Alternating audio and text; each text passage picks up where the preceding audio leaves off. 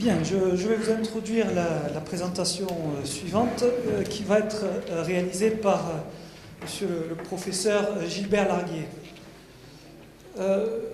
Donc vous présenter le professeur Gilbert Larguier, c'est toujours... il y a un côté très personnel puisque j'ai eu la chance d'être de ses élèves au Collège Victor Hugo. Et nous savons tous cela. Il est au cours de nos scolarités des professeurs dont vous ne vous souviendrez pas et d'autres dont les enseignements vous ont marqué, ceux qui vous ont laissé une trace, ont forgé votre goût pour une matière et finalement, sans le savoir, ont influé sur vos aspirations d'adulte. Le professeur Gilbert Larguier est de cela. Professeur d'histoire au Collège Victor Hugo, j'ai eu la chance et le privilège, et je ne suis pas le seul d'ailleurs dans cette salle, d'avoir au cours de mes années de 4e et 3e suivi ces enseignements où l'histoire prenait enfin pour moi du sens. Je me souviens aussi des ateliers de recherche aux archives municipales de Narbonne où M. Larguier nous dépêchait parmi quelques élèves volontaires pour se plonger dans les registres paroissiaux afin d'y mesurer les effets de la Révolution française sur la société narbonnaise à travers l'évolution des prénoms. L'histoire devenait une réalité pour nous. Chers professeurs, même si mes aspirations étaient et restent toujours plutôt scientifiques, je peux témoigner devant tous que mon goût pour l'histoire aujourd'hui vivace et réelle, c'est à vous que je le dois. Mes chers professeurs, ce serait trop réducteur de faire mention que de vos activités passées au Collège Victor Hugo. Professeur agrégé d'histoire, vous êtes également docteur d'État en histoire de l'Université Paris 7. Et après vos années en collège, vous avez été à partir de 1993 professeur des universités en histoire moderne à la faculté de Perpignan. Vous êtes aujourd'hui professeur émérite, mais toujours très actif. En effet, auteur de nombreux ouvrages, je souhaiterais parmi d'autres signaler votre livre sur le vin en Languedoc-Roussillon que vous avez coécrit en 2007 avec Geneviève Gavignon-Fontaine et qui nous permet de retracer avec une précision remarquable la réalité historique de notre région viticole. Cette histoire, c'est la nôtre, c'est notre ADN, c'est notre culture collective. Elle explique largement ce que nous vivons aujourd'hui et nul acteur de notre filière ne devrait l'ignorer. C'est cette histoire que vous êtes venu nous rappeler aujourd'hui, car si le génie du vin est dans le cep s'enracine dans son terroir, dans son territoire et dans l'histoire qu'il porte. Mesdames et messieurs, professeur Gilbert Larguier.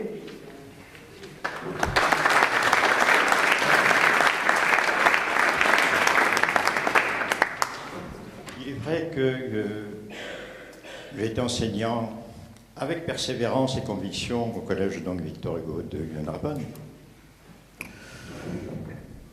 où je ne conçois, je dirais, les choses que par le document, que par la matière première. C'est vrai pour l'histoire, c'est vrai pour n'importe quel domaine. C'est la raison pour laquelle, travaillant sur le document, on se prépare également à quelque discipline que ce soit, y compris scientifique.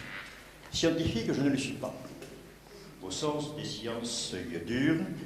Et lorsque Mathieu Duvernay m'a contacté, manifestement, il m'a convié à une gageure. En effet, réagir sur la proposition de Jules Guyot, donc était pour moi à la limite, qui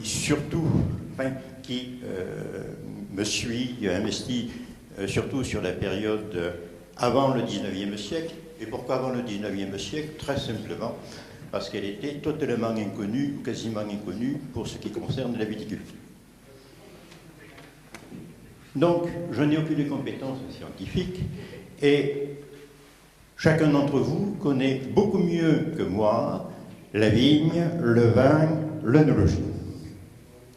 Par contre, ce que j'avais essayé de faire, très simplement, c'est essayer de replacer Jules Guyot dans son temps. Ça a été fait, pardon, magnifiquement, donc je n'y reviendrai pas. Par contre, je vais essayer, en tant qu'historien, ou on ne l'est jamais historien, on tend à essayer de l'être, d'essayer de comprendre ce qu'a pu signifier cette expression. Je ne reviens pas sur le parcours de Jules Guyot. Par contre, ce que je vais essayer donc de faire, c'est en 3 parties. Donc, oui, pardon. Oui, peut-être avant la précédente, voilà. Donc, essayer le parcours, je n'y reviens pas. Par contre, essayer de replacer donc cette expression dans son temps. Donc, seconde, voilà, merci.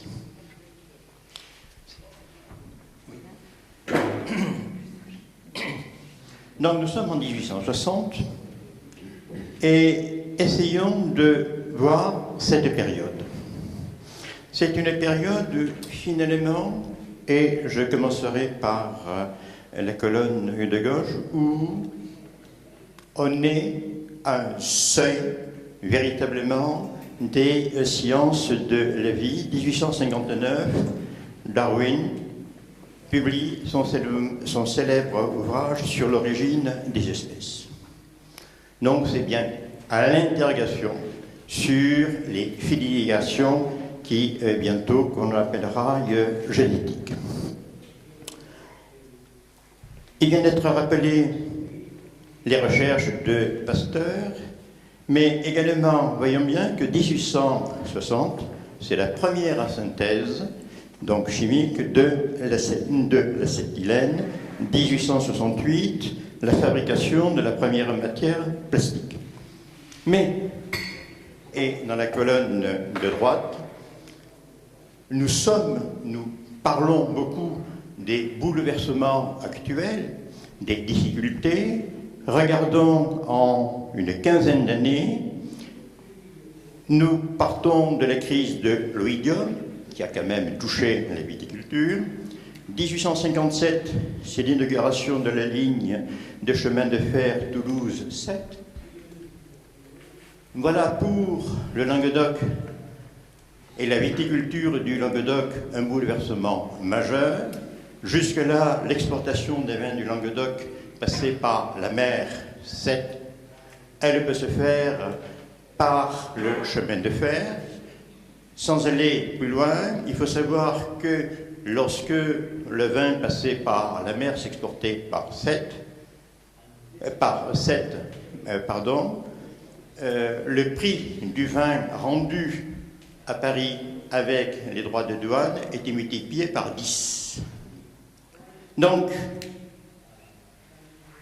l'ouverture, la première grande ouverture du vin languedocien, c'est le chemin de fer, c'est 1857. Et c'est ce qui permet l'expansion de la viticulture languedocienne qui précédemment, en termes de superficie, était beaucoup moins développée qu'on ne l'a dit. 1860, et il y a une relation directe avec l'ouvrage de Jules Guyot, c'est le traité de commerce avec l'Angleterre. Napoléon III, c'est la fin des droits de douane, c'est le libéralisme, d'aucuns diront début du libéralisme pur et dur, qui lui aussi va permettre l'exportation du vin.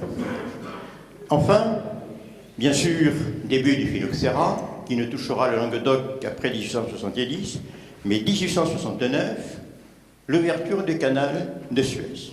Donc, vous voyez, lorsque, à l'heure actuelle, nous parlons du développement des échanges, eh bien, cette décennie 1860, elle permet la mondialisation des échanges mais cela va de pair également avec toutes les grandes difficultés des maladies de Lévy.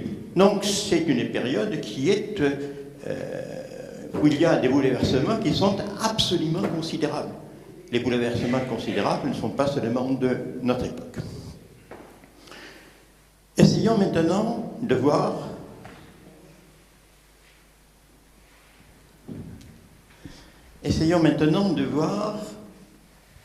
comment comprendre le thème qui a été pris pour la journée de cette étude. Donc, le génie du vin est dans le cep, donc dans son ouvrage. Ce qui est intéressant, c'est de voir l'évolution de la pensée de Jules Guyot. Alors, je suis, je dirais, beaucoup trop limité dans mes connaissances pour véritablement, probablement percevoir toutes les finesses sur le plan scientifique de ce qu'il a été écrit, mais j'avoue que j'ai été extrêmement intéressé et cela me fait beaucoup réfléchir. Bien sûr, on a dit de Guyot qu'il professait une véritable religion du cépage. Il l'affirme beaucoup dans son ouvrage. Il dit par exemple l'essence des vins fins de la Côte d'Or et le cépage.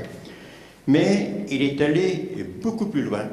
Et c'est peut-être quelques phrases que j'avais citées qui vont permettre de comprendre, à la fois de saisir beaucoup mieux la pensée de Jules Guyot, mais surtout de voir comment on pouvait penser à cette époque-là. Il dit, par exemple, le vin est la boisson alimentaire la plus précieuse et la plus énergique. Son usage habituel épargne un tiers de pain et un tiers de viande. Le vin stimule la force du corps, échauffe le cœur, développe l'esprit de sensibilité, il donne l'activité, la décision, le courage et le contentement dans le travail et dans toutes les actions.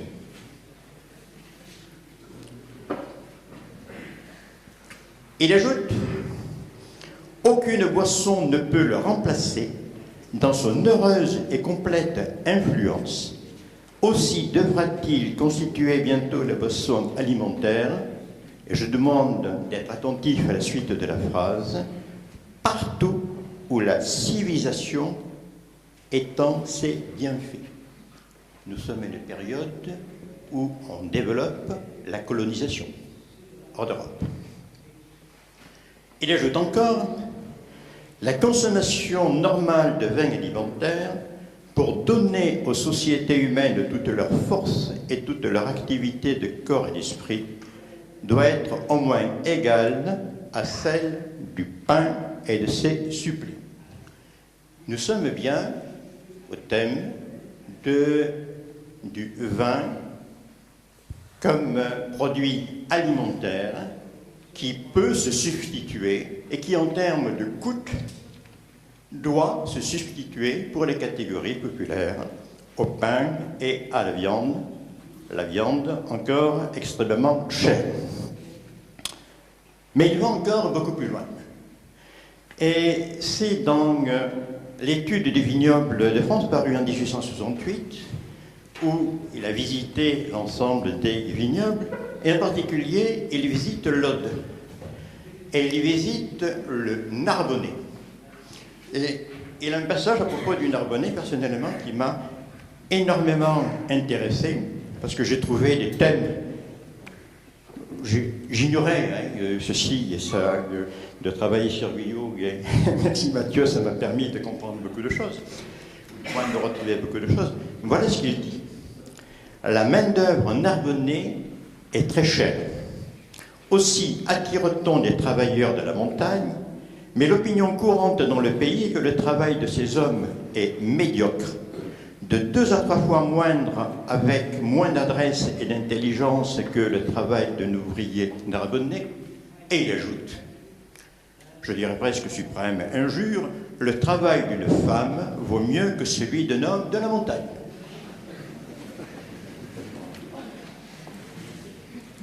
Cette différence est attribué à l'usage ou à la privation habituelle du vin, l'usage du vin non seulement augmente les forces, l'activité et l'adresse du corps, mais il civilise et adoucit les mœurs tout en augmentant l'intelligence et l'esprit. C'est là que je me suis dit que peut-être, et j'y reviendrai, faudrait-il partir du thème « le génie du vin est dans le cep » ou peut-être « le génie est dans le vin » ou mieux « le génie s'atteint en buvant du vin ». Alors, on peut sourire. On peut sourire. Certes, il avait la plume facile, il se laisse emporter, mais il faut se replacer dans la perspective de cette époque où on parle beaucoup de la notion de génie, où on parle beaucoup de la notion d'excellence, et nous sommes dans les années 1860, à un moment où se retrouvent, se développent et s'amplifient les théories sur les origines et les caractères des peuples, fondées sur les caractéristiques physiques et psychologiques. Et je vais peut-être, mais si quelqu'un se sent, je dirais, concerné avec la distance que l'on peut avoir à l'heure actuelle, vous prendrez cette distance, travaillant sur un sujet tout à fait autre qui concernait les Pyrénées-Orientales et les pays catalans. J'avais été amené pour les années 1870 à retrouver une conférence faite à Perpignan, je crois en 1869, donc on est repassé il y a cette période, du doyen de la faculté des lettres de Montpellier, très brillant médiéviste, et les bouquins qu'il a fait sur le commerce de Montpellier au Moyen-Âge, je dirais qu'il n'y a aucune ligne à enlever et on n'a pas progressé, donc quelqu'un de très grande envergure et qualité. Bien, il arrive à Perpignan, il dit, mais à Perpignan, vous êtes devenu français avec le traité des Pyrénées, voilà votre chance historique d'avoir pu participer au génie de la France. Donc vous voyez les différences qu'il pouvait y avoir sur la manière de concevoir les choses. Retenez quand même, pour le vin amène donc, il civilise, adoucit les mœurs, tout en augmentant l'intelligence et l'esprit. Pour comprendre ceci, je crois qu'il faut remonter plus haut et je vais vous entraîner vers Olivier de Serres, que vous connaissez certainement. Donc Olivier de Serres, 1539-1619. Alors qui était Olivier de Serres? C'était un petit nobliau de Vivarais, disons à l'heure actuelle de l'Ardèche, de la basse Ardèche.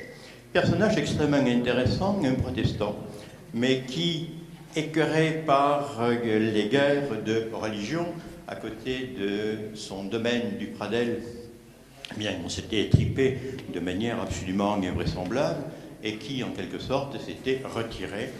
En bon voltairien, avant la lettre, il avait cultivé son jardin en quelque sorte.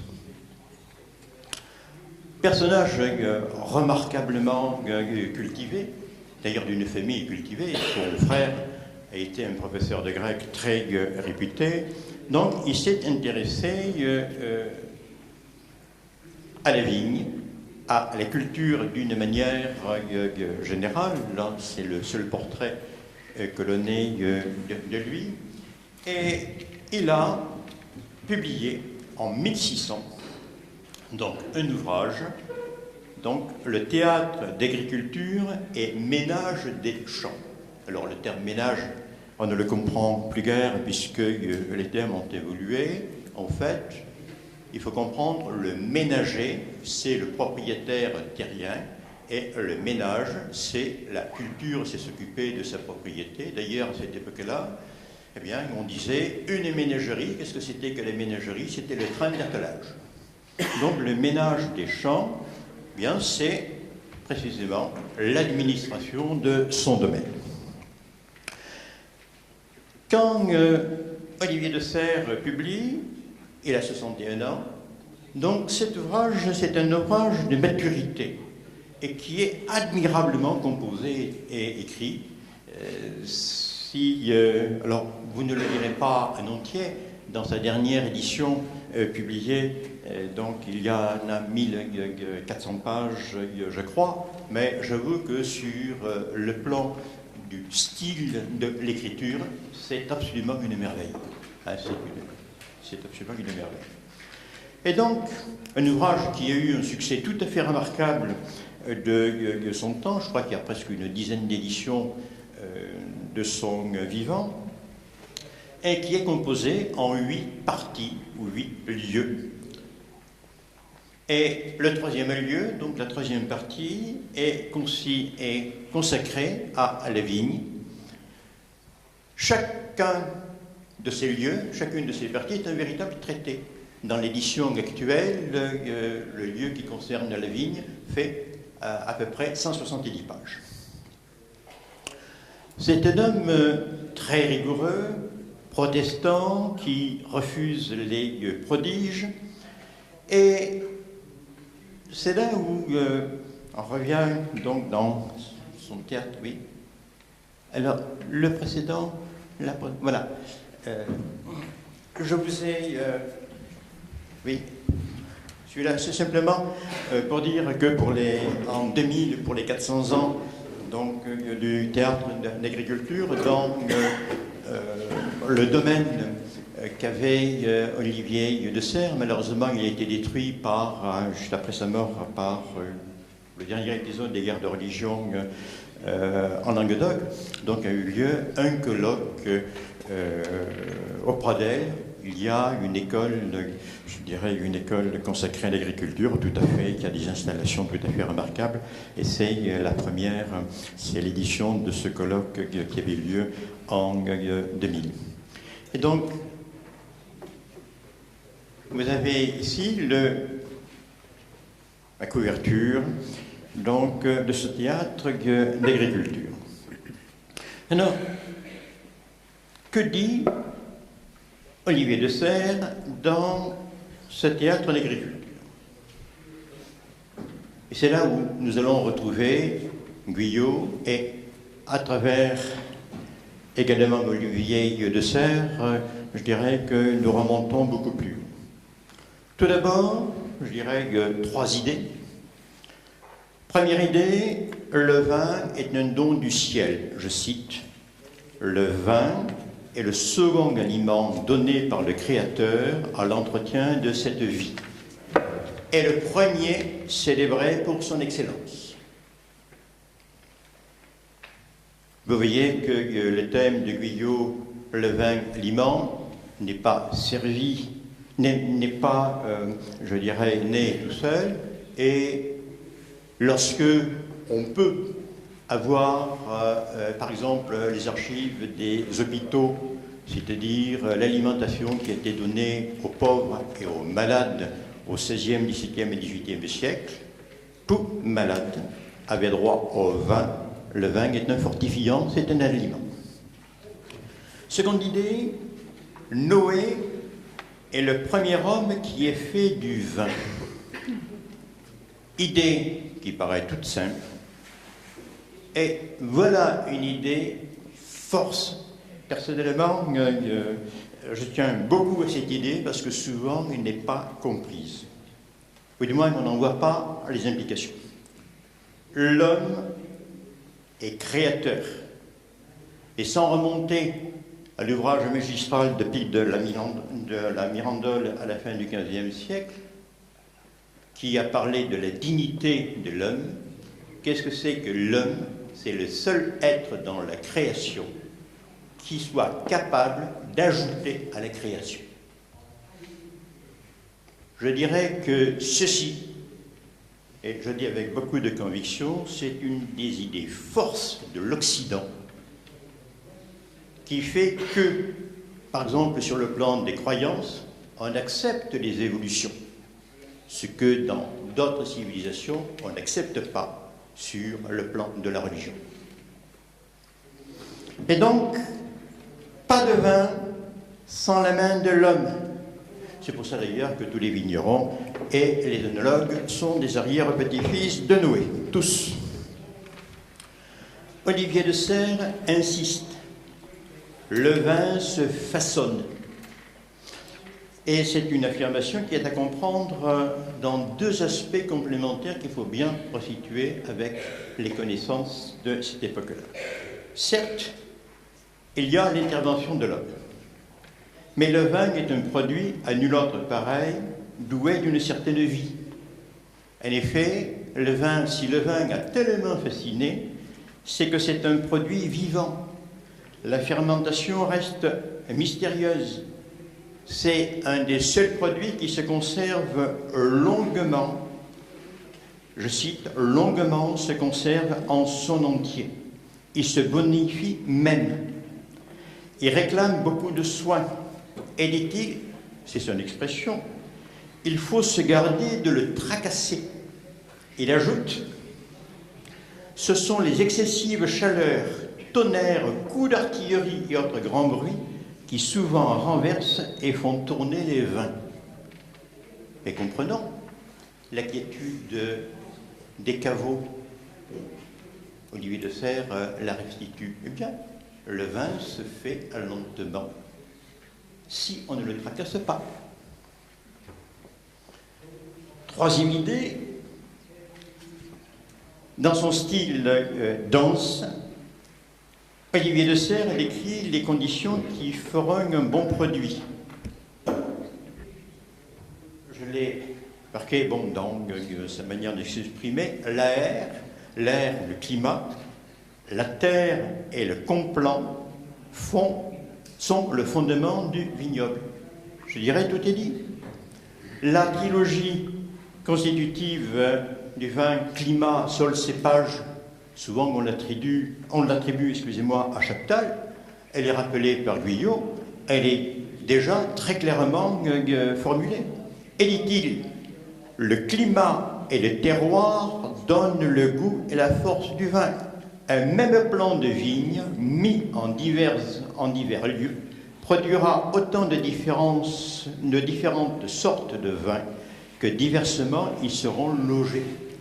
Par complant, vous avez bien compris, le complant, c'est le cep. Et donc, je crois que c'est une manière de dire que le génie du vin est dans le cep. Mais un génie auquel il convient de donner les conditions les plus favorables afin qu'il puisse exprimer ses vertus. Alors, ces propositions, nous les voyons avec nos yeux. Replaçons-nous à la fin du XVIe siècle et au XVIIe siècle. Il faut comprendre ces propositions, ces affirmations dans une conception de l'homme, voire du monde à cette époque-là. C'est une époque où on ne croit pas à l'égalité. Pour une raison très simple. L'homme est dans la nature. Comme pour les végétaux, il y a des herbes, des arbustes, des arbres. Comme pour les animaux, il y a également des différences entre les animaux. Eh bien, il y a des différences naturelles chez les hommes. L'inégalité, la fonction de chaque individu à sa place est naturelle. Et c'est une des raisons pour lesquelles, par exemple, la noblesse, mais qu'est-ce que c'est que la noblesse?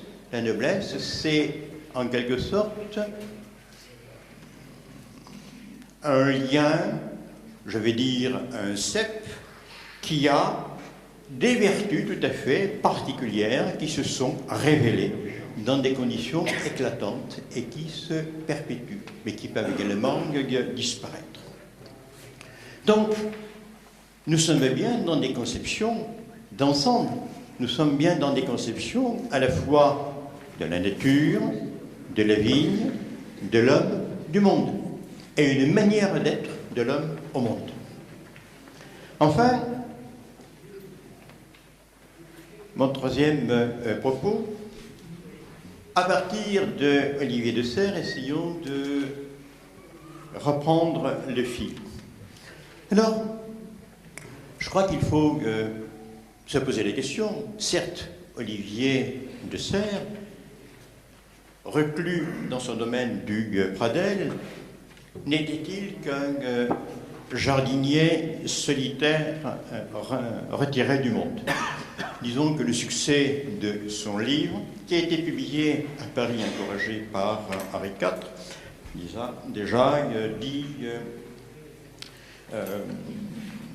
dit qu'il n'était pas seul et que son ouvrage a rencontré un succès tout à fait extraordinaire de son temps, au moins au XVIIe siècle.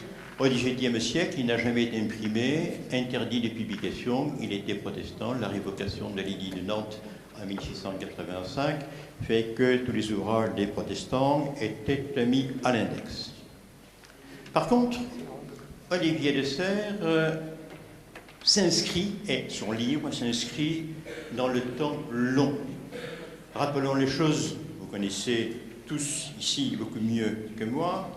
1593 est créé à Montpellier, à l'initiative de Henri IV, un jardin botanique. C'est le jardin des plantes qui est en face de l'école, disons, la faculté de médecine. Il lui était rattaché et d'ailleurs le jardin des plantes appartient toujours à l'école de médecine. C'est la raison pour laquelle les médecins s'intéressent aux végétaux et la plupart des botanistes du XVIIe et XVIIIe siècle sont des médecins. Finalement, je crois qu'au XXe siècle, c'est une fonction qui était rattachée qui a été prise par, les pharmaciens, plutôt. Mais jusqu'au début du XXe siècle, les botanistes sont des médecins. Donc, et rappelons que Montpellier, il ne faut pas faire, je dirais, de l'avant-gardisme languedocien déplacé, mais ce jardin de Montpellier, il s'explique. La faculté de Montpellier de médecine est la plus ancienne, disons, du royaume de France. Paris n'en a pas eu jusqu'à la fin du XVIIIe siècle. Il y avait la théologie à Paris, donc pas de médecine, et s'explique tout à fait le prestige encore de la faculté de médecine encore de nos jours. Il n'y en avait dans les Midi que deux, les facultés de médecine. Je laisse Avignon qui, je dirais, qui délivrait, bon, moyennant finance quelques diplômes, et il y avait une seconde université qui formait en médecine, c'était Perpignan. Mais c'était une université pour la Catalogne en 1350, lorsqu'elle avait été fondée. Et donc, le Jardin du Roi, à Paris, n'a été fondé que ultérieurement, en 1635. À peu près la même année que l'Académie française, il y a une relation tout à fait directe entre les deux. Et ce n'est que ultérieurement, au XVIIIe siècle, que se développera, que prendra l'extension le Jardin du Roi, ce qui deviendra le Muséum d'histoire naturelle. Donc il y a bien là un ancrage et une formation. Et derrière la formation des hommes. Le développement se fait, les premiers développements de la botanique se font, je dirais, par une double démarche. Tout d'abord, les voyages. Il y a des missions qui vont hors de France. Ce sont, vous avez tous entendu parler, des Tourneforts et surtout Jussieu, l'université Jussieu, qui est juste à côté du Jardin des Plantes. Il y a toute une série d'entreprises et dont on ne sait pas que, par exemple, elles avaient une vision, je dirais, économique. En effet, l'Espagne ayant mis la main sur les Amériques, eh bien, les plantes nouvelles médicinales venaient essentiellement d'Amérique. Donc, aller découvrir les plantes dans une vision mercantiliste, c'était éventuellement faire des économies. C'est comme ça que, par exemple, des médecins perpignanais, notamment le premier Barrère en 1720, est allé herboriser en Guyane, a produit des ouvrages qui ont une réputation internationale. Ils ont été publiés en anglais, et à Perpignan, c'est très peu connu, il y a un cabinet d'histoire naturelle, y compris à l'heure actuelle. Donc, il y a bien ceci. Et second effort, eh bien, c'est inventorier, nommer, classer, je passe l'inné, avec cette nomenclature binaire dans le règne végétal et animal. Nomenclature binaire, qui est la nomenclature humaine. On l'oublie, nous avons tous un nom et un prénom. C'est exactement la même chose. Par contre, ce qui est absolument décisif, et là nous revenons encore, je dirais de manière très nette au Languedoc, où se jouent deux choses.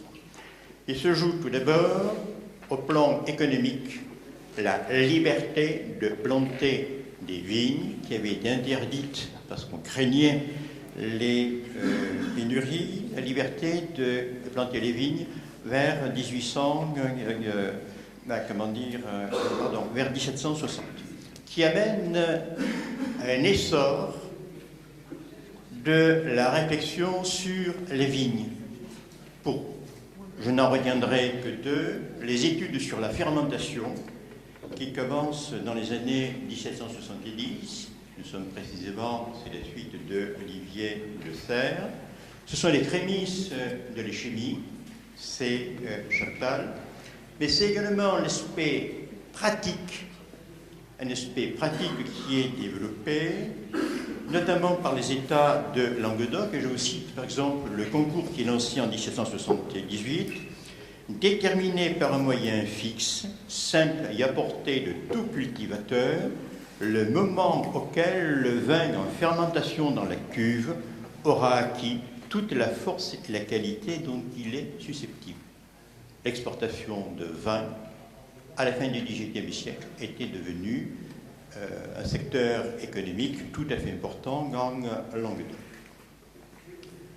Autre aspect absolument fondamental, à cette époque-là, on commence, là aussi, dans la lignée de la compréhension des végétaux, on commence à s'intéresser aussi à la classification, à la connaissance et à la dénomination. En effet, on avait remarqué que les cépages portaient des noms identiques alors qu'ils étaient différents et que selon les régions, les mêmes cépages portaient des noms différents.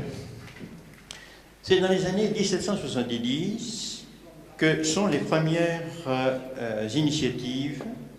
Elles viennent de Guyenne et de Bourgogne. Le Languedoc s'y associe, c'est pour essayer d'installer des pépinières pour connaître les cèpes. Et il y a tout un travail où on recueille les cépages, où on essaie de les nommer et de constituer de véritables pépinières. Les premiers essais en Languedoc sont de 1771. Donc vous voyez, c'est extrêmement ancien. Je passe. La Révolution ralentit les choses, mais c'est quand même un Languedocien devenu ministre de l'Intérieur, Chaptal, qui reprend l'idée et qui, installé à Paris, est devenu ministre donc de l'Intérieur, qui installe au Luxembourg une pépinière où il y avait plus de 9000 plants. Et c'est à partir de là que se développe tout le travail sur les cépages. Et j'étais assez étonné d'ailleurs, petite réflexion, je me permets de le dire, il y a un bouquin en 1989, bon, pour le bicentenaire de la Révolution, un bouquin tout à fait estimable sur Chaptal, où Michel Franzy avait traité de la vinification, et j'ai bien repris le bouquin. Tout ce travail de récollement et d'essayer de classification des cépages n'est pas du tout signalé dans cet ouvrage. Il me semble que c'est quand même une lacune tout à fait... Et donc, vous voyez, reconstituer, travailler sur les cépages devient un des objectifs au XIXe siècle, et là encore, et ça explique le tableau que j'avais pu faire tout à l'heure, la collection des cépages, l'idée de la collection des cépages est reprise après la crise du phylloxéra. Et donc ce sont les chercheurs de l'école d'agronomie de Montpellier qui vont en constituer une, donc vous la connaissez beaucoup mieux que moi, c'est celle du domaine de Vassal, donc à Marsillan, qui est reconstituée à partir de 1876. Donc, vous voyez, nous sommes tout à fait dans les mêmes moments de la réflexion de Guyot. Et donc, vous voyez, l'idée était de savoir quel pouvait être le rôle du Midi donc, dans cette analyse de Lévin, dans cette longue tradition d'études ou d'interrogation sur le cep. Le Midi, certes, aidé par le Bordelais et la Bourgogne, et a joué un rôle tout à fait important. Et en essayant de réfléchir un peu à l'approche qu'avait eue Jules Guyot, je me suis posé une question, mais vous allez peut-être dire que je vais beaucoup trop loin.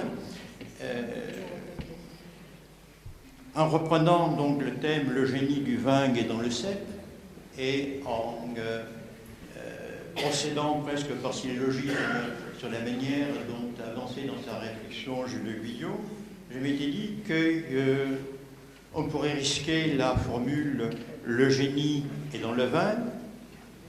Jules Guyot nous avait dit « Pas de génie sans vin, pas d'homme civilisé sans vin ».